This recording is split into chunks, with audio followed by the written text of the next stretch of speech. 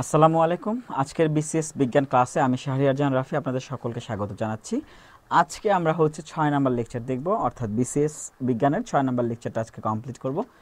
আমরা আজকে এই 6 নাম্বার লেকচারে যে বিষয়গুলো দেখব: স্থির ও চলতড়িৎ, বৈদ্যুতিক মাধ্যম, ওহমের সূত্র ও রোধ, নিরাপত্তা fuse, circuit breaker, diode, rectifier, oscillator, transformer, generator, বৈদ্যুতিক motor, IPS, UPS, voltage stabiliser, voltmeter, ammeter, galvanometer, transistor, amplifier এবং ইন্টিগ্রেটেড সার্কিট। তো আমরা দেখি, শুরু করি। আমাদের প্রথমে কি আছে? প্রথমত আমাদের তড়িৎ এবং ইলেকট্রনিক্স পার্টের স্থির তড়িৎ বা চলতড়িৎ নিয়ে কথাবার্তা। তো আসলে মূলত তার আগে প্রথমত আমাদের বুঝতে হবে বিদ্যুৎ বা তড়িৎ আসলে জিনিসটা কি। আমরা জানি বিদ্যুৎ হচ্ছে শক্তির একটা রূপ। আমরা বলে এসেছি এর আগের লেকচারে, বিদ্যুৎ হচ্ছে শক্তির একটা রূপ, যেটা হচ্ছে আসলে গতিশীল অবস্থায় থাকতে পারে, আবার স্থির অবস্থায় থাকতে পারে। অর্থাৎ গতিশীল অবস্থায়ও বিদ্যুৎ থাকতে পারে, স্থির অবস্থা থাকতে পারে। তো দেখেন, এই কথাটা বলা হচ্ছে বিদ্যুৎ শক্তির একটি বিশেষ রূপ, যা স্থির অবস্থা অথবা গতিশীল অবস্থায় বৈদ্যুতিক চার্জের সাথে সম্পর্কিত একটা বিষয়। অর্থাৎ বৈদ্যুতিক যে চার্জ, সেই চার্জের সাথে সম্পর্কিত একটা বিষয় থাকে। বিদ্যুতের প্রকাশ ঘটে একটি আকর্ষণীয় বল হিসেবে যখন দুটি বিপরীতধর্মী চার্জযুক্ত বস্তু পরস্পর কাছাকাছি হয়। অর্থাৎ বিপরীত ধর্মী দুইটা বস্তু যখন কাছাকাছি হয় চার্জের বিপরীত চার্জযুক্ত, তখন হচ্ছে সেখানে হচ্ছে আপনার বিদ্যুতের প্রকাশ ঘটে। আচ্ছা, মূলত তড়িৎ বলতে আসলে যদি একটু মানে বইয়ের ভাষায় সংজ্ঞা দিতে চাই, তাহলে পরিবাহীর ক্ষুদ্রতম প্রস্থচ্ছেদের মধ্যে দিয়ে একক সময়ে যে পরিমাণ চার্জ প্রবাহিত হয় তাকেই তড়িৎ বলা হয়ে থাকে। তাহলে পরিবাহী কি? আমরা জানি যেই সকল বস্তুর মধ্যে দিয়ে বিদ্যুৎ খুব সহজে প্রবাহিত হতে পারে সেই সকল বস্তুকে পরিবাহী বলা হয়ে থাকে। আচ্ছা, পরিমা তড়িৎ কারেন্ট মূলত ইলেকট্রনের প্রবাহ, অর্থাৎ তড়িৎ যে কারেন্ট বলি আমরা, সেটা মূলত হচ্ছে ইলেকট্রনের প্রবাহ। আমরা জানি যে পরমাণুর ক্ষুদ্রতম 3টা কণিকা, একটা হচ্ছে ইলেকট্রন, প্রোটন, নিউট্রন। এই ইলেকট্রনের প্রবাহটাই হচ্ছে আসলে বিদ্যুৎ বা হচ্ছে তড়িৎ। ফটো ইলেকট্রিক কোষের উপর আলো পড়লে বিদ্যুৎ উৎপন্ন হয়। এটিকে মানুষ কাজে ব্যবহার করে সর্বাধিক অবদান রাখেন হচ্ছে টমাস আলভা এডিসন। আমরা জেনে আসছি যে টমাস আলভা এডিসন হচ্ছে বিদ্যুৎ যে মানুষের কল্যাণে ব্যবহার করা যায় সেই বিষয়ে সবচেয়ে বেশি কাজ করেছে হচ্ছে টমাস আলভা এডিসন। তো আমরা বলেছি যে বিদ্যুৎ দুইভাবে থাকতে পারে, একটা স্থিরভাবে, একটা রানিং অবস্থা বা চলমান একটা অবস্থায়। তো সেটার উপর ভিত্তি করে আমরা বিদ্যুৎকে দুইটা ভাগে ভাগ করতে পারি, একটা হচ্ছে স্থির বিদ্যুৎ, একটা হচ্ছে চল বিদ্যুৎ বা চল তড়িৎ বা স্থির তড়িৎ। তো স্থির বিদ্যুৎ বলতে আসলে কি বুঝি? স্থির বিদ্যুৎ বলতে যেটা বুঝি যে একটা বস্তুতেই যখন হচ্ছে বিদ্যুৎটা স্থির অবস্থায় থাকে। অর্থাৎ বিষয়টা এরকম যে একটা কোনো বস্তু বিশেষ অবস্থায় অন্য বস্তুকে আকর্ষণ করে বা তড়িৎগ্রস্ত বা আহিত হয়, অর্থাৎ বস্তুতেই তড়িতের উৎপত্তি হয়। এই তড়িৎ যেখানে উৎপন্ন হয় সেখানেই থাকে বলে কি স্থির তড়িৎ বলে। অর্থাৎ একটা বস্তুতে বিদ্যুৎটা উৎপন্ন হয়েছে, উৎপন্ন হয়ে সেই জায়গাটাতেই বিদ্যুৎটা থেকে গেছে, অর্থাৎ বিদ্যুৎটা অন্য কোনো জায়গায় যায়নি, তখন আমরা সেটাকে বলি হচ্ছে স্থির তড়িৎ বলে থাকি বা স্থির বিদ্যুৎ বলে থাকি। তাহলে চলবিদ্যুৎটা আসলে কি হবে? চলবিদ্যুৎটা হচ্ছে চলমান থাকে, যেমন যে বিদ্যুৎ এক স্থান থেকে অন্য স্থানে প্রবাহিত হয় তাকে চলবিদ্যুৎ বলে। আমাদের বাসাবাড়িতে যে কারেন্ট আমরা ব্যবহার করি সেটা কিন্তু চলবিদ্যুতের একটা উৎকৃষ্ট উদাহরণ। অর্থাৎ এটা কিন্তু হচ্ছে যেখানে উৎপন্ন হচ্ছে সেই জায়গা থেকে হচ্ছে বিভিন্ন পরিবাহীর মাধ্যমে কিন্তু আমাদের এখানে আসতেছে, আমাদের বাসাবাড়িতে আসতেছে বা অফিসে আসতেছে, সেটাকে আমরা বলতেছি হচ্ছে চলবিদ্যুৎ বলতেছি। রাসায়নিক প্রক্রিয়া তেল, কয়লা, গ্যাস ইত্যাদি পুড়িয়ে বা নদীর স্রোতের সাহায্যে এই বিদ্যুৎ উৎপন্ন করা হয়। আমরা এর আগেও দেখেছি জলবিদ্যুতের একটা কথা বলেছি, যেটা আমাদের বাংলাদেশে কাপ্তাইতে আছে। জলবিদ্যুৎ একটা প্রকল্প, যেটা হচ্ছে নদীর স্রোতের যে শক্তিটা, সেই শক্তিটাকে কাজে লাগিয়ে হচ্ছে বিদ্যুৎ শক্তি রূপান্তরিত করা হয় এবং পরবর্তীতে সেই বিদ্যুৎ শক্তিটাই হচ্ছে আমাদের বাসাবাড়িতে হচ্ছে সরবরাহ করা হয়ে থাকে। আচ্ছা, তাহলে তড়িৎবীক্ষণ যন্ত্র কি? তড়িৎবীক্ষণ যন্ত্র হচ্ছে একটা বিদ্যুৎ একটা বস্তু, ধরেন একটা বস্তুতে হচ্ছে আধান থাকলেই সেটা বিদ্যুৎ, মানে আধানকে আমরা বলি বা চার্জকে আমরা বলে থাকি বিদ্যুৎ থাকাটা বলতেছি। এখন এই যে আধানের উপস্থিতি বা চার্জের উপস্থিতি আছে কিনা, বা থাকলে আসলে হচ্ছে চার্জের উপস্থিতিটা আসলে কি ধরনের, সেটা কি পজিটিভ না নেগেটিভ, বা আধানটা পজিটিভ না নেগেটিভ, এই জিনিসটা বোঝানো হয়। সেটাকে আমরা সেই যন্ত্রটাকে বলি তড়িৎবীক্ষণ যন্ত্র বলে থাকি।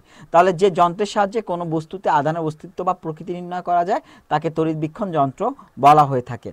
আচ্ছা, এখন দেখেন এখানে একটা কথা বলা হচ্ছে তড়িৎবীক্ষণ যন্ত্রের আধানের উপস্থিতিটা কিভাবে নির্ণয় করা হয়। যেমন যখন একটা বিষয় হচ্ছে যখন আধান থাকে তখন তাকে আমরা বলি আহিত বস্তু, আর একটা যদি না থাকে তখন আমরা বলি অনাহিত বস্তু। বিষয়টা এরকম যে কোনো বস্তু আধানের অস্তিত্ব বা কোনো বস্তু আধান আছে কিনা তা নির্ণয়ের জন্য বস্তুটিকে একটি অনাহিত তড়িৎবীক্ষণ যন্ত্রের চাকতির কাছে আনতে হবে। এতে যদি পাত দুটি পরস্পর থেকে দূরে সরে যায়, অর্থাৎ দুইটা পাত থাকে এরকমভাবে, এই পাত দুটি যদি দূরে সরে যায় তাহলে বুঝতে হবে বস্তুটিতে আধানের অস্তিত্ব আছে। আর যদি পাত দুটি পরস্পর থেকে দূরে সরে না যায় তাহলে বস্তুটিতে বুঝতে হবে যে আধান নেই। অর্থাৎ বিষয়টা হচ্ছে এরকম হয়, অর্থাৎ এরকম থাকে, যদি দূরে সরে যায় তাহলে একরকম, আর যদি দূরে না সরে তাহলে হচ্ছে একরকম। আচ্ছা, তাহলে বৈদ্যুতিক বা মাধ্যম বলতে আসলে আমরা কি বুঝি? বৈদ্যুতিক মাধ্যম বলতে আসলে বুঝি যে যেই সকল পদার্থের মধ্যে দিয়ে আসলে বিদ্যুৎ বা চার্জ একটা জায়গা থেকে আরেকটা জায়গায় যে প্রবাহিত হচ্ছে, এটাকে আমরা বলতেছি হচ্ছে বৈদ্যুতিক মাধ্যম বলে থাকি। এই বৈদ্যুতিক মাধ্যমগুলোকে আমরা তিন ভাগে ভাগ করতে পারি। একটাকে আমরা পরিবাহী বা কন্ডাক্টর, একটা হচ্ছে অর্ধপরিবাহী সেমিকন্ডাক্টর, আর একটাকে আমরা বলি অপরিবাহী বা ইনসুলেটর বলে থাকি। তো এই জায়গা থেকে হচ্ছে বিভিন্ন পরীক্ষাতে দেখা গেছে যে আপনার এক্সাম্পলগুলো কিন্তু পরীক্ষা কোশ্চেনে আসে। তো আমরা দেখেন এখানে আমরা বলেছি যে সকল পদার্থের মধ্য দিয়ে বিদ্যুৎ অতি সহজে প্রবাহিত হয় সে সকল পদার্থকে বলা হয় পরিবাহী বলা হয়। কোনগুলো? যেমন হচ্ছে সোনা, রূপা, তামা, অ্যালুমিনিয়াম, দস্তা, নিকেল, সীসা, পিত্তল, প্লাটিনাম, ম্যাঙ্গানিজ, লবণ, ভেজামাটি, নিয়ন, মার্কারি ইত্যাদি। কারণ এই সকল পদার্থগুলোর মধ্যে দিয়ে, এই টাইপের পদার্থগুলোর মধ্যে দিয়ে খুব সহজে বিদ্যুৎটা হচ্ছে প্রবাহিত হয়ে থাকে, এই কারণে এগুলোকে পরিবাহী বা হচ্ছে কন্ডাক্টর বলা হয়ে থাকে। অপরদিকে যে সকল পদার্থের মধ্যে দিয়ে বিদ্যুৎ সাধারণত চলতে পারে না তাদেরকে অপরিবাহী বা ইনসুলেটর বলা হয়ে থাকে। এদেরকে অপরিবাহী বলা হয়, অন্তরক বলা হয়, ইনসুলেটর বলা হয়ে থাকে। উদাহরণগুলো কিরকম? কাঁচ, শুষ্ক বাতাস, চীনামাটি, কাগজ, রাবার, মোম, পেপার, এগুলোকে আমরা বলতেছি হচ্ছে অপরিবাহী বা হচ্ছে ইনসুলেটর বলি। তাহলে মাঝখানে আরেকটা আছে, সেটাকে আমরা বলি অর্ধপরিবাহী বা সেমিকন্ডাক্টর। তাহলে এটা মূলত হচ্ছে যেগুলোর মধ্যে আংশিকভাবে বিদ্যুৎ চলাচল করতে পারে, অর্থাৎ সুপরিবাহীর মতো একদম খুব পারফেক্টলি চলাচল করতে পারে না, আবার অপরিবাহীর মতো যে একদম অফ থাকবে এরকমও হয় না। এটা হচ্ছে মাঝামাঝি একটা অবস্থান থাকে, সেই মাঝামাঝি অবস্থানটাকে বা আংশিকভাবে চলাচল করতে পারে, সেটাকে আমরা বলতেছি হচ্ছে অর্ধপরিবাহী। তাহলে কোনগুলো? জার্মেনিয়াম, মানবদেহ, সিলিকন, পানি, তুলা, অ্যালকোহল, গন্ধক, এগুলোকে আমরা বলতেছি হচ্ছে অর্ধপরিবাহী বা সেমিকন্ডাক্টর বলতেছি, কারণ হচ্ছে এগুলোর মধ্যে দিয়ে হচ্ছে আংশিকভাবে বিদ্যুৎটা প্রবাহিত হতে পারে। আচ্ছা, তাহলে বিদ্যুৎ পরিবাহী, অপরিবাহী এবং অর্ধপরিবাহী পদার্থের কিছু উদাহরণ আমরা এখানে একটা চার্টের মাধ্যমে দেখিয়েছি। তো বিদ্যুৎ পরিবাহী কোনগুলো? রূপা, সোনা, মার্কারি, তামা, দস্তা, অ্যালুমিনিয়াম, প্লাটিনাম, অ্যাসিড এবং ভেজামাটি। অপরদিকে বিদ্যুৎ অর্ধপরিবাহী কোনগুলো? পরিবাহী হচ্ছে এগুলো। অর্ধপরিবাহী হচ্ছে জার্মেনিয়াম, মানবদেহ, সিলিকন, পানি, অ্যালকোহল, গন্ধক, ক্যাডমিয়াম, ইন্ডিয়াম, গ্যালিয়াম, এগুলোকে আমরা বলতেছি অর্ধপরিবাহী, মানে আংশিক পরিবহন করতে পারে। আর যেগুলো পরিবহন করতে পারে না, কাঁচ, প্লাস্টিক, শুষ্ক বাতাস, চীনামাটি, কাগজ, রাবার, মোম, শুকনো বাঁশ, শুকনো মাটি, এগুলোকে আমরা বলি হচ্ছে অপরিবাহী, অর্থাৎ এগুলোর মধ্যে দিয়ে বিদ্যুৎ প্রবাহিত হতে পারে না। আচ্ছা, এবার আসেন বিজলি বা বজ্রপাত বলতে আসলে আমরা কি বুঝি? আচ্ছা, সমুদ্র থেকে জলীয় বাষ্পপূর্ণ বায়ু যখন উত্তপ্ত হয়, উত্তপ্ত হলে হালকা হয়ে যায়, এবং হালকা যখন হয় তখন সেটা কিন্তু অটোমেটিক্যালি উপরে উঠে যায়। এখন এই উপরে উঠে যাওয়ার পরে বায়ুটা প্রসারিত হয় এবং শীতল হয়, অর্থাৎ এটা প্রসারিত হয়ে যায় এবং শীতল হয়ে যায়। পরবর্তীতে এটি হচ্ছে বায়ুমণ্ডলের যে ধূলিকণাগুলো থাকে, ধূলিকণাকে কেন্দ্র করে ঘনীভূত হতে থাকে। এক ধূলিকণাগুলোকে মাঝখানে রেখে কেন্দ্র করে ও হচ্ছে ঘনীভূত হয় এবং জলবিন্দুর আকারে বৃদ্ধি পায়, অর্থাৎ জলবিন্দুর আকারে হচ্ছে এটা বৃদ্ধি পেতে থাকে। এই পানিকণা বাতাসের কারণে প্রবল গতিতে ছোটাছুটি করে এবং পানি ও বরফ কণার মধ্যে চার্জ সঞ্চিত হয়। চার্জ সঞ্চিত কণাগুলোর মধ্যে হচ্ছে ঘর্ষণ যখন ঘটে তখনই হচ্ছে বিজলি চমকায় বা গর্জন, মেঘের যে গর্জন যেটা, সেই বজ্রপাত গর্জন হয় এবং হচ্ছে বজ্রপাত হয়ে থাকে। আচ্ছা, তো এই জায়গা থেকে মূলত বিসিএস পরীক্ষা কিন্তু প্রশ্ন আসে এবং আমরা কিন্তু দেখতে পাচ্ছি যে বিসিএস পরীক্ষা 35, 34, 33 বিসিএসও কিন্তু কোশ্চেন এসেছে। 32, 31, 26, 12তম বিসিএস, 31, 26 বিসিএস এ বিভিন্ন জমা বিসিএস এ কোশ্চেন আসছে এবং এই অংশটা থেকে বিসিএস এ কিন্তু এই যাবৎকাল প্রায় 10টা কোশ্চেনের বেশি কোশ্চেন আসছে, যে কোশ্চেনগুলো কিন্তু আমাদের এখানে দেওয়া আছে। আপনারা যে কাজটা করবেন, এই কোশ্চেনগুলোকে সলভ করবেন এবং সলভ করার পরে উত্তরের সাথে হচ্ছে কোশ্চেনটাকে মিলিয়ে নেবেন। এরপর এই জায়গা থেকে বিভিন্ন প্রতিযোগিতামূলক যে গুরুত্বপূর্ণ যে পরীক্ষাগুলো হয়ে আসছে, পিএসসির আন্ডারে বলি বা অন্যান্য মন্ত্রণালয় ভিত্তিক যে পরীক্ষাগুলো হয়ে আসছে, সেই মন্ত্রণালয় ভিত্তিক বা পিএসসির পরীক্ষার বিশেষ কিছু কোশ্চেন কিন্তু আমরা এখানে অ্যাড করেছি। এই কোশ্চেনগুলো কিন্তু হচ্ছে আপনারা হচ্ছে সলভ করবেন এবং উত্তরের সাথে মিলিয়ে দেখবেন।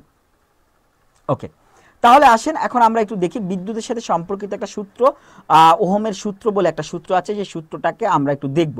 আচ্ছা, ওহমের সূত্রটা আসলে কি? আচ্ছা, ওহমের সূত্রটা হচ্ছে মূলত ওহমের সূত্র বোঝার আগে আমরা একটু কথা বলে থাকি। কথাটা হচ্ছে এখানে কয়েকটা বিষয়কে আমরা একটু ক্লিয়ার করতে হবে আমাদের।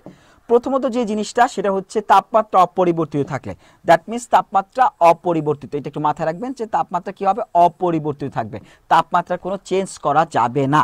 যদি অপরিবর্তিত থাকে তাহলে কি হবে, কোনো পরিবাহকের মধ্য দিয়ে বিদ্যুৎ প্রবাহ মাত্রা, প্রবাহিত বিদ্যুৎ প্রবাহ মাত্রাটা কি হবে, পরিবাহকের দুই প্রান্তের অর্থাৎ পরিবাহকের দুই প্রান্তের বিভব পার্থক্যের সমানুপাতিক। এখন আমি যদি এই বিদ্যুৎ প্রবাহ মাত্রাকে আই দ্বারা প্রকাশ করি এবং বিভব পার্থক্যটাকে যদি আমি ভি দ্বারা প্রকাশ করি, তাহলে কিন্তু আমি এই সূত্র মতো আমি বলতে পারি আই সমানুপাতিক ভি।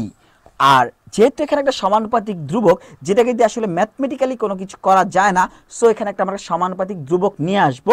নিয়ে আসার জন্য যে সমানুপাতিক ধ্রুবক সেটাকে আমরা বলতেছি জি। আর তাহলে আমরা বলতে পারি আই ইকুয়াল টু জিভি। আচ্ছা, যদি জিভি হয় তাহলে জি মানে কি, জি ইকুয়াল টু হচ্ছে 1/r, অর্থাৎ 1/r বলতেছে। তাহলে 1/r যদি বলি, তাহলে যদি আমরা এখানে বসায় দেই তাহলে হচ্ছে i equal to v by r. তাহলে এখান থেকে আমরা বলতে পারি v equal to i r. তাহলে ভি ইকুয়াল টু কি, ভি ইকুয়াল টু হচ্ছে বিভব পার্থক্য, আই ইকুয়াল টু কি, আই হচ্ছে বিদ্যুৎ প্রবাহ, আর আর হচ্ছে আমার রোধ বা রেজিস্ট্যান্স। তাহলে আমাদের এখানে জানতে হবে রোধ বা রেজিস্ট্যান্সটা কি।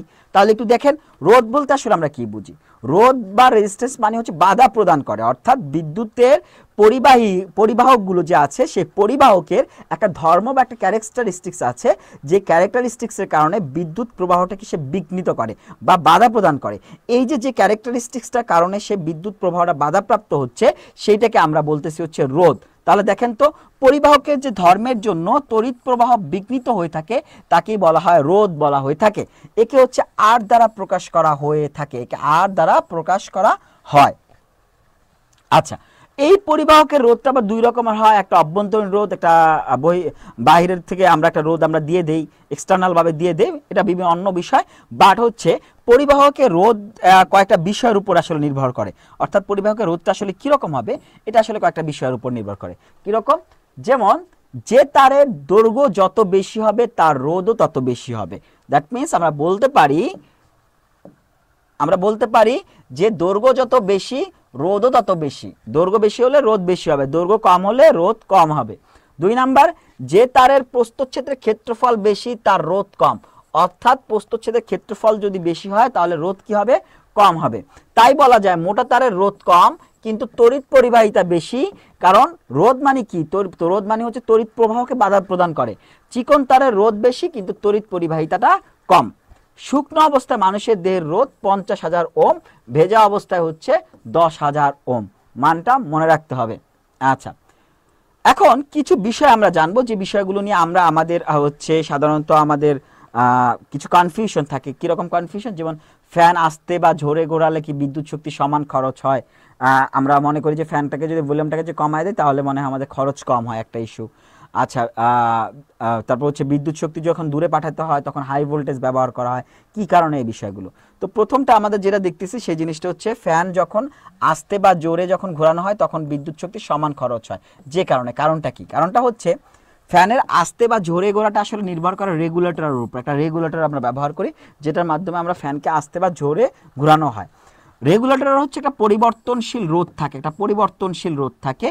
এই পরিবর্তনশীল রোধের ফলে কি হয়, রোধের ক্রিয়ার ফলে যে পরিমাণ বিদ্যুৎ প্রবাহ বাধাগ্রস্ত হয় তার তাপশক্তিতে রূপান্তরিত হয়। অর্থাৎ যদি এটা কম হয় তখন হচ্ছে তাপশক্তিতে সেটা রূপান্তরিত হয়ে যায়, কিন্তু ফলে হচ্ছে আপনার খরচটা কিন্তু বিদ্যুৎটা কিন্তু সেমই খরচ হচ্ছে।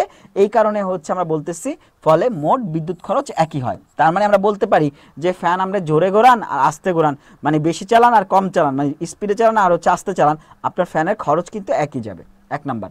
2 নাম্বার হচ্ছে বিদ্যুৎ শক্তি দূরে যদি পাঠাতে হয় তাহলে হাই ভোল্টেজ কেন ব্যবহার করি আমরা? বিদ্যুৎ পরিবহনে তারের রোধের কারণে স্বাভাবিকভাবে বিদ্যুৎ প্রবাহে কিছু অপচয় হয়, কারণ অপচয় হবে, কারণ হচ্ছে যখন হচ্ছে আমরা যেটাকে সিস্টেম লস বলে থাকি, যে দূরবর্তী কোথাও যখন যায় তখন হচ্ছে সেটা হচ্ছে অপচয় হয়। তো দূরত্ব যদি বেশি হয় অপচয় কি হয়, অপচয় তত বেশি হয়ে থাকে। এই কারণে আমরা অধিক ভোল্টেজ ব্যবহার করা হয় দূরবর্তী কোথাও কোনো স্থানে বিদ্যুৎ পাঠানোর জন্য, যাতে হচ্ছে এই যে সিস্টেম লসটা শেষ হয়েও যাতে হচ্ছে যতটুকু আমার বিদ্যুৎ প্রয়োজন সেই বিদ্যুৎটুকু গিয়ে যাতে পৌঁছায়। আচ্ছা, তারপর হচ্ছে বৈদ্যুতিক ইস্ত্রি বা হিটারে নাইক্রোম ব্যবহারের কারণটা কি? আচ্ছা, প্রথমত নাইক্রোমটা আসলে কি এটা একটু জানতে হবে। নাইক্রোম মূলত হচ্ছে আয়রন, ক্রোমিয়াম এবং নিকেল ধাতুর একটা মিশ্রণে তৈরি উৎপন্ন একটা সংকর ধাতু। অর্থাৎ সংকর ধাতু কি? সংকর ধাতু আমরা জানি যে একাধিক ধাতুর মিশ্রণে যে নতুন একটা ধাতু তৈরি হয় সেটাকে আমরা সংকর ধাতু বলে থাকি। তাহলে নাইক্রোমটা কিসের তৈরি? নাইক্রোমটা হচ্ছে তিনটা, একটা হচ্ছে আয়রন, একটা হচ্ছে ক্রোমিয়াম, একটা হচ্ছে নিকেল। এই তিনটা ধাতুর মিশ্রণে আমাদের হচ্ছে এই মানে হচ্ছে আপনার কি বলে যে নাইক্রোমটা তৈরি করা হয়ে থাকে। নাইক্রোমের রোধাঙ্ক অনেক বেশি, তামার প্রায় 80 গুণ। তা এর ফলে যেটা হয়, এর ফলে এটা হচ্ছে সহজে গলে না। আর না গলার কারণে যেহেতু আমরা হচ্ছে বৈদ্যুতিক হিটার বলি বা ইস্ত্রি বলি, এগুলোতে কি করি আমরা? এগুলোতে বিদ্যুৎ শক্তিটাকে আমরা তাপ শক্তিতে রূপান্তরিত করি। এই তাপ শক্তি রূপান্তর করার কারণে হচ্ছে যদি গলে যায় তাহলে কিন্তু প্রবলেম হয়ে যাবে। যে কারণে হচ্ছে রোধাঙ্ক অনেক বেশি হয়, বেশি হওয়ার কারণে এটা সহজে গলে না, যে কারণে হচ্ছে আমরা ওই বৈদ্যুতিক ইস্ত্রি বা হিটারে হচ্ছে আমরা নাইক্রোম ব্যবহার করে থাকি। আচ্ছা, পরবর্তীতে দেখেন কি আছে, নিরাপত্তা ফিউজ।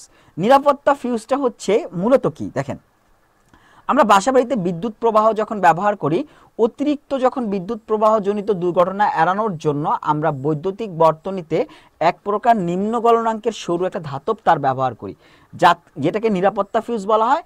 মূলত বিষয়টা হচ্ছে যাতে অতিরিক্ত বিদ্যুৎ প্রবাহ যখন চলে আসে, যাতে ওইটা এসে যাতে আমাদের বাসাবাড়ির যে বৈদ্যুতিক জিনিসপত্রগুলো আছে এগুলো যাতে নষ্ট না করতে পারে, এই কারণে আমরা হচ্ছে এই নিরাপত্তা ফিউজটা ব্যবহার করে থাকি। আচ্ছা, ফিউজগুলো কি হয়? ফিউজ হচ্ছে টিন এবং সীসার একটা সংকর ধাতুর তৈরি একটা তার, সংকর ধাতুর তৈরি একটা তার হয়ে থাকে। আচ্ছা, ফিউজের গায়ে হচ্ছে 6 অ্যাম্পিয়ার লেখা থাকে। এটা লেখার অর্থ হচ্ছে ফিউজের মধ্যে দিয়ে 6 অ্যাম্পিয়ার পর্যন্ত বিদ্যুৎ প্রবাহ নিরাপদ। এর মানে অতিরিক্ত যদি হয় তাহলে ফিউজের তারে যে তাপ উৎপন্ন হয় সেই তাপে হচ্ছে তারটা পুড়ে যায় এবং আমরা বুঝতে পারি যে এটা আসলে আমাদের হয়তোবা সমস্যা হতে পারে। আচ্ছা, সার্কিট ব্রেকার এটা এক ধরনের হচ্ছে একটা বৈদ্যুতিক সুইচ। এটা হচ্ছে অতিমাত্রা যখন বিদ্যুৎ প্রবাহ হয় তখন দুর্ঘটনা যাতে না হয় সেটা রোধ করার জন্য এটা ব্যবহার করা হয়ে থাকে। এটা মূলত হচ্ছে বৈদ্যুতিক সার্কিট দেখা দিলে মূল উৎস হতে সেই স্থানকে আপনা থেকে বিচ্ছিন্ন করে দেয়। বিদ্যুতের সমস্যা হচ্ছে বা লোড নিতে পারতেছে না, তো হচ্ছে ও হচ্ছে বিচ্ছিন্ন করে দেয়। এটা একটা স্বয়ংক্রিয় সুইচ হিসেবে কাজ করে।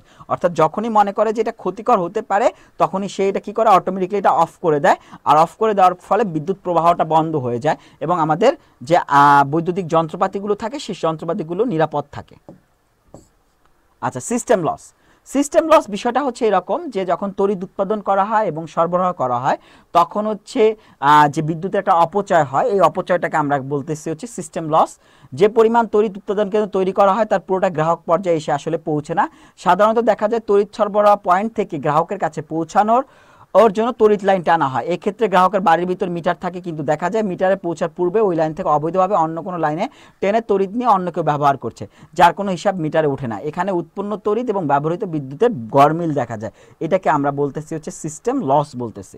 তার লোডশেডিং কি? লোডশেডিংটা হচ্ছে যখন চাহিদার থেকে আমার হচ্ছে বিদ্যুতের উৎপাদনের পরিমাণটা কমে যায়। যেমন চাহিদার তুলনায় তড়িৎ উৎপাদন যখন কমে যায় তখন সব জায়গায় একই সাথে তড়িৎ সরবরাহ করা সম্ভব হয় না। তখন কোনো কোনো এলাকায় তড়িৎ সরবরাহ বন্ধ করে দিয়ে উৎপাদিত ও তড়িৎ অন্যান্য এলাকায় চাহিদা অনুযায়ী সরবরাহ করা হয়। তড়িৎ উৎপাদন যদি বেশ কম হয় তবে সব এলাকাতে হচ্ছে ক্রমাগতভাবে হচ্ছে তড়িতের সরবরাহ বন্ধ করতে হয়। এই যে বন্ধ করার সিস্টেমটা বা প্রবাহটা বন্ধ করার সিস্টেমটা, এটাকে আমরা বলতেছি হচ্ছে লোডশেডিং বলে থাকি। আচ্ছা, এরপর টপিক হচ্ছে তড়িৎ প্রলেপন। তড়িৎ প্রলেপন হচ্ছে একটা তড়িৎ বিশ্লেষণ একটা প্রক্রিয়া আছে, সেই প্রক্রিয়ার মাধ্যমে যখন একটা ধাতুর উপরে সুবিধা মতো অন্য একটা ধাতুর প্রলেপ দেওয়ার যে প্রক্রিয়াটা, সেই প্রক্রিয়াটাকে আমরা বলতেছি হচ্ছে তড়িৎ প্রলেপন বলে থাকি। যেমন তামা, লোহা, ব্রোঞ্জ ইত্যাদি যে পদার্থগুলো থাকে সেইগুলোর উপরে জিনিসের উপর দিয়ে সোনা, রূপা, নিকেল ইত্যাদি মূল্যবান ধাতুর একটা প্রলেপ দেওয়া হয়। উল্লেখ্য যে বস্তুতে প্রলেপ দিতে হবে, যেমন লোহা সেটি ভোল্ট মিটারে ক্যাথোড, এবং যে ধাতুর যেমন রূপা প্রলেপ দিয়ে তাকে অ্যানোড করা হয়ে থাকে। অর্থাৎ এখানে দুইটা পার্ট থাকে আপনার তড়িৎ বিশ্লেষণ কোষে, একটা হচ্ছে ক্যাথোড, একটা হচ্ছে অ্যানোড। তো ক্যাথোডে একটা অংশ দিতে হয়, অ্যানোডে একটা অংশ দিতে হয়, দিয়ে হচ্ছে এই পুরো কার্যাবলীটা সম্পাদন করা লাগে। আচ্ছা, তো এখান থেকে আমাদের গুরুত্বপূর্ণ কিছু প্রশ্ন আছে যেগুলো বিভিন্ন প্রতিযোগিতামূলক পরীক্ষাতে আসছে। তো আমরা প্রথমেই দেখতেছি হচ্ছে বিসিএস এর কোশ্চেন দেওয়া আছে আমাদের। বিসিএস এর কোশ্চেনগুলো আমরা তো অবশ্যই দেখবো, এটা তো কোনো মিস নেই। আফটার দ্যাট হচ্ছে আমরা হচ্ছে উত্তরমালায় যে উত্তরগুলো দেওয়া আছে সেই উত্তরগুলোকে আমরা চেক করব এবং ট্রাই করব যে এগুলো হচ্ছে মিলানোর জন্য। পরবর্তী গুরুত্বপূর্ণ কিছু প্রশ্ন আছে যেগুলো প্রতিযোগিতামূলক বিভিন্ন পরীক্ষাতে আসলে আসছে। তো এখানে আমাদের দেখতেছি অনেক কোশ্চেনই আছে এবং কোশ্চেনের শেষে হচ্ছে আমাদের কিন্তু উত্তরও দেওয়া আছে। তো আমরা কোশ্চেনগুলোকে সলভ করব, নিজেরা ট্রাই করব, সলভ করার পরে আমরা উত্তরের সাথে কিন্তু মিলিয়ে নিব। আচ্ছা, তো এখন দেখেন বিভিন্ন বৈদ্যুতিক যদি যন্ত্রপাতির কথা বলে থাকি, যে প্রথমত যে যন্ত্রটার কথা আমরা বলতেছি গ্যালভানোমিটার। গ্যালভানোমিটারের সাহায্যে আসলে কি করা হয়? গ্যালভানোমিটারের সাহায্যে মূলত হচ্ছে বিদ্যুৎ প্রবাহের অস্তিত্ব আছে কিনা, অর্থাৎ সেখানে কি বিদ্যুৎ কি প্রবাহিত হচ্ছে কিনা একটা জিনিস, আর একটা জিনিস হচ্ছে তীব্রতা, আসলে বিদ্যুৎটা যে প্রবাহিত হচ্ছে সেই প্রবাহের তীব্রতাটা আসলে কতটুকু, এইটা হচ্ছে নিরূপণ করা হয়ে থাকে। এই কথাটা বলা হচ্ছে যে যন্ত্রের সাহায্যে বিদ্যুৎ প্রবাহের অস্তিত্ব এবং তীব্রতা পরিমাপ করা যায় তাকে গ্যালভানোমিটার বলে। বিদ্যুৎ প্রবাহের চৌম্বক ক্রিয়ার উপর ভিত্তি করে ইয়া কাজ করে থাকে। আচ্ছা, তারপর আমরা বলতেছি অ্যামিটার। অ্যামিটার মূলত কি? অ্যামিটার হচ্ছে যে বর্তনীর যে তড়িৎ প্রবাহটা হচ্ছে, এটা হচ্ছে সরাসরি অ্যাম্পিয়ার এককে আমরা পরিমাপ করতে পারি। এটাকে, এই যন্ত্রটাকে আমরা বলে থাকি হচ্ছে অ্যামিটার। তার মানে অ্যামিটারটা কি ব্যবহার করা হয়? অ্যামিটারটা মূলত হচ্ছে তড়িৎ প্রবাহ পরিমাপ করার জন্যই, কিন্তু এটার বড় একটা সুবিধা হচ্ছে এটা সরাসরি আমরা অ্যাম্পিয়ার এককে পাচ্ছি এই যন্ত্রটাতে। আর বর্তনীতে বিদ্যুৎ প্রবাহ মাপার জন্য অ্যামিটারকে বর্তনীতে শ্রেণী সমবায় সংযোগ করা হয়। আচ্ছা, আমরা জানি বর্তনী মানে সমবায়টা দুই ধরনের একটা শ্রেণী, একটা হচ্ছে সমান্তরাল। তো দুইটা ওয়ে ব্যবহার করা হয়, মানে সিরিজ এবং প্যারালাল দুইটা ওয়েতে থাকে। তো এইখানে হচ্ছে আমাদের যেটা হয় শ্রেণী সমবায় সংযোগ করতে হয়। আচ্ছা, ভোল্ট মিটার কি? ভোল্ট মিটার হচ্ছে যে যন্ত্রের সাহায্যে বর্তনীর যে কোনো দুই বিন্দুর মধ্যকার বিভব পার্থক্য সরাসরি ভোল্ট এককে পরিমাপ করা হয়। ভোল্ট এককে পরিমাপ করা হয়, এই কারণে একে ভোল্ট মিটার বলা হয়ে থাকে। তাই যে দুই বিন্দুর মধ্যকার বিভব পার্থক্য পরিমাপ করতে হবে তাকে ভোল্ট মিটার, ওই দুই বিন্দুর মধ্যে সমান্তরাল সমবায় সংযোগ দিতে হবে। খেয়াল করেন, অ্যামিটারে ছিল হচ্ছে শ্রেণী সমবায়ে, কিন্তু ভোল্ট মিটার হচ্ছে সমান্তরাল সমবায় সংযোগ দিতে হয়। এই দুটা হচ্ছে মূল পার্থক্য, একটু মাথায় রাখবেন।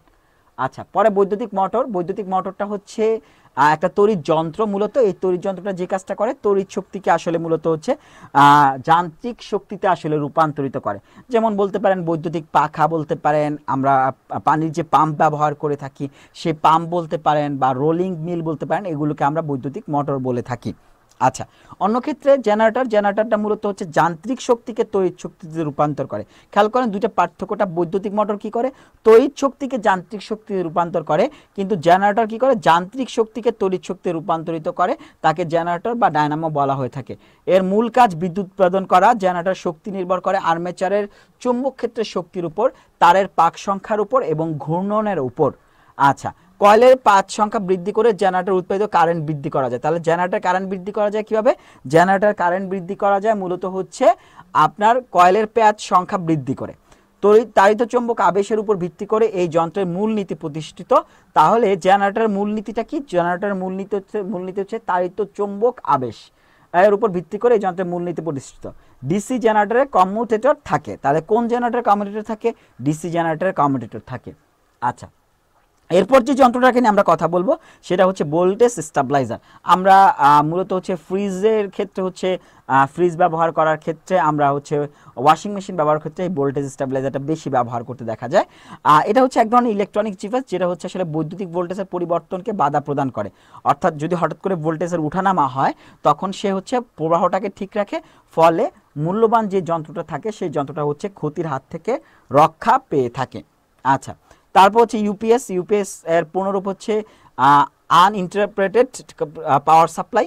বিষয়টা হচ্ছে এরকম যে হঠাৎ করে যদি বিদ্যুৎ চলে যায়, বিদ্যুৎ চলে গেলে আপনার হচ্ছে ইউপিএস হচ্ছে 2 মিলি সেকেন্ডের মধ্যে হচ্ছে সঞ্চিত বিদ্যুৎ শক্তি সরবরাহ শুরু করে।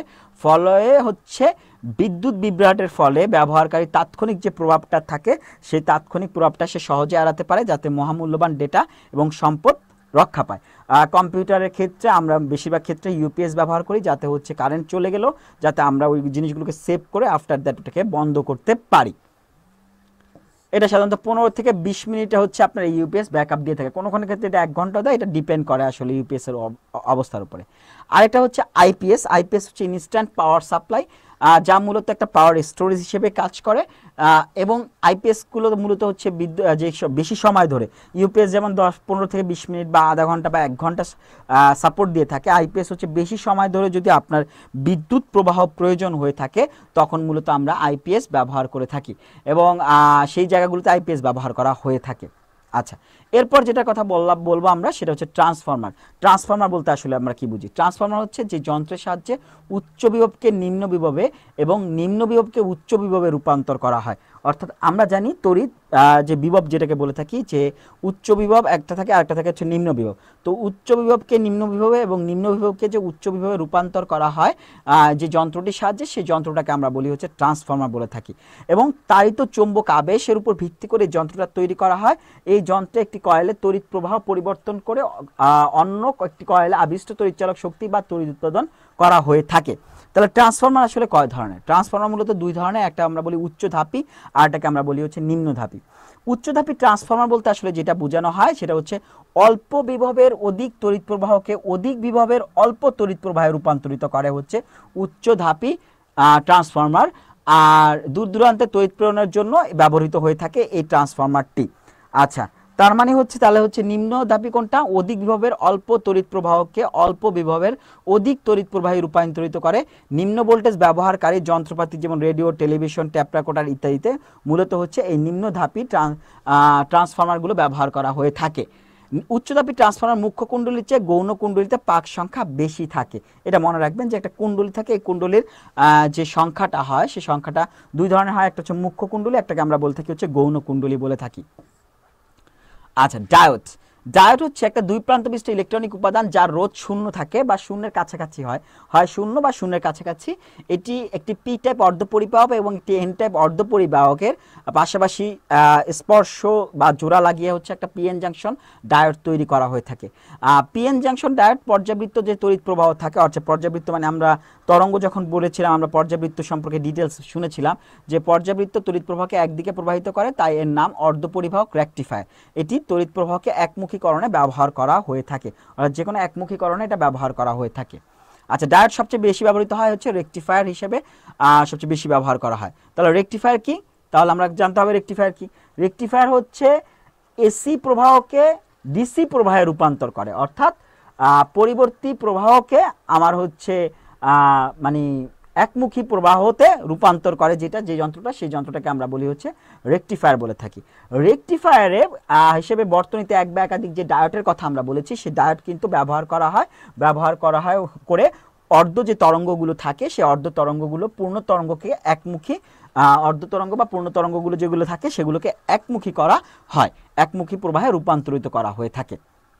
এই হচ্ছে মূলত বিদ্যুৎ প্রবাহ রিলেটেড হচ্ছে যে সংশ্লিষ্ট যে যন্ত্রপাতিগুলো আমরা ব্যবহার করে থাকি। এরপর আমরা দেখব যে এখানে বিসিএস এর বিগত বছরের কোশ্চেন আমাদের এখানে আছে। তো আমরা কোশ্চেনগুলো, যেটা আমরা বারবারই বলি যে কোশ্চেনগুলোকে আপনাকে অবশ্যই হচ্ছে সলভ করতে হবে, কিন্তু দেখেন এখানে অনেক কোশ্চেন আসছে, প্রায় 13টা কোশ্চেন আমরা দেখতে পাচ্ছি। তো এই কোশ্চেনগুলোকে সলভ করতে হবে, উত্তরের সাথে আপনাকে মিলিয়ে নিতে হবে। এরপর হচ্ছে গুরুত্বপূর্ণ কিছু প্রশ্ন বিভিন্ন প্রতিযোগিতামূলক পরীক্ষাতে এসেছে, এই প্রশ্নগুলো আপনাকে দেখতে হবে এবং প্রশ্নগুলো হচ্ছে আপনারা সলভ করবেন, নিজেরা সলভ করে উত্তরের সাথে মিলিয়ে নেবেন। তারপর সর্বশেষ আমাদের প্রতিটা লেকচারের শেষে যে জিনিসটা থাকে, সবচেয়ে ইম্পর্টেন্ট যে বিষয়টা, হোম প্র্যাকটিস, অর্থাৎ আপনাকে প্র্যাকটিস করবেন আপনি বাসাতে। এই প্রশ্নগুলো প্র্যাকটিস করার পরে আপনি দেখবেন যে এখানে আমাদের কিন্তু আবার হচ্ছে সর্বশেষে আমরা কিন্তু এখানে হচ্ছে উত্তর দিয়ে দিয়েছি, অর্থাৎ অ্যান্সার দিয়ে দিয়েছি, যাতে আপনার যাতে কোনো সমস্যা না হয়। সো এখানেও প্রায় 55টা কোশ্চেন আসছে এই টপিকটার উপরে। তো এই কোশ্চেনগুলো সলভ করবেন, যে বিষয়গুলোকে নিয়ে আমরা আলোকপাত করলাম বা আলোচনা করলাম সেই বিষয়গুলোকে জানবেন, যে বিষয়গুলোকে জোর দিয়েছি যে এই বিষয়গুলো আসতে পারে পরীক্ষা, ওই বিষয়গুলো সম্পর্কে একটু বেশি সজাগ থাকবেন। তাহলে আশা করি এই অংশে আপনি যেই কোশ্চেনটা যদি আসে, একটা কোশ্চেন যদি আসে বা দুইটা কোশ্চেন যাই আসুক না কেন, সেই কোশ্চেনটা আপনি খুব সহজেই অ্যান্সার করতে পারবেন। তো আজকের মূল বিষয়টা ছিল এতটুকুই। তো আজকের ক্লাস এই পর্যন্তই, দেখা হবে অন্য কোনো ক্লাসে। সেই পর্যন্ত সবাই ভালো থাকুন, আল্লাহ হাফেজ।